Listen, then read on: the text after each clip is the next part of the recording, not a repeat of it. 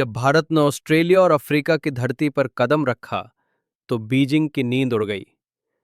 Critical minerals पर पकड़ खोने का डर और एलएसी पर भारत की जवाबी ताकत, चीन को अब हर मोर्चे पर चुनौती मिल रही है।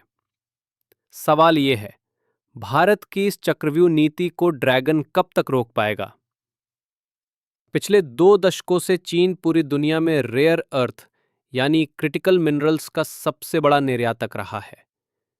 ये वही खनिज हैं जो मोबाइल, बैटरी, इलेक्ट्रिक वाहन, डिफेंस मिसाइल्स और एआई टेक्नोलॉजी तक हर जगह जरूरी होते हैं। लेकिन अब भारत ने रणनीति बदल दी है।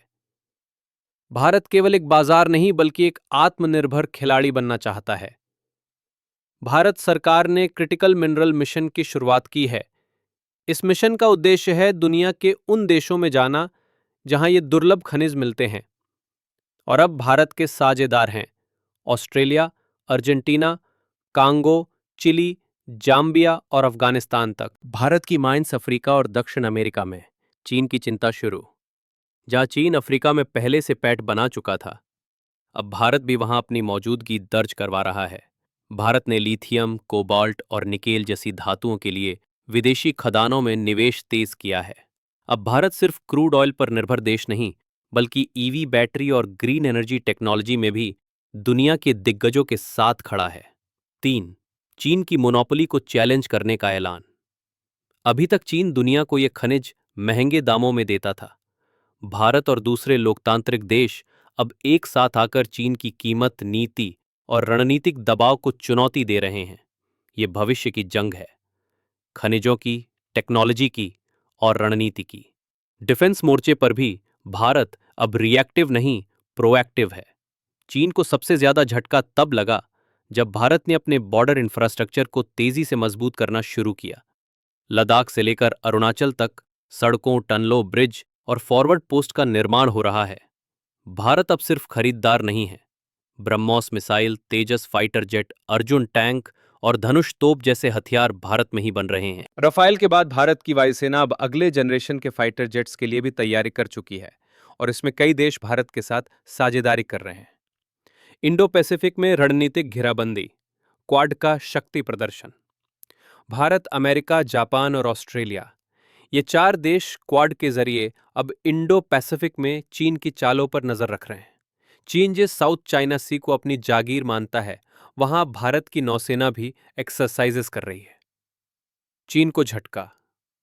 भारत बना दुनिया का नया मैन्युफैक्चरिंग सेंटर। जहां एक तरफ चीन की इकोनॉमी धीमी हो रही है, वहीं एप्पल, सैमसंग, टेस्ला जैसी कंपनियां अब भारत में फैक्ट्री खोल रही हैं। मेक इन इंडिया अब नारा नहीं, ग्लोबल सच्चाई बन चुका है। भारत का फोकस सिर्फ टॉप कंपनियों को लाने पर नहीं, बल्कि defence manufacturing, semiconductor, electric vehicles और ग्रीन एनर्जी पर है। चीन जहां आज युवाओं की बेरोजगारी, सोशल मीडिया बैन और कड़े सेंसरशिप से जूझ रहा है, वहीं भारत में युवाओं के लिए स्टार्टअप, इनोवेशन और गवर्नेंस में सीधी भागीदारी बढ़ रही है।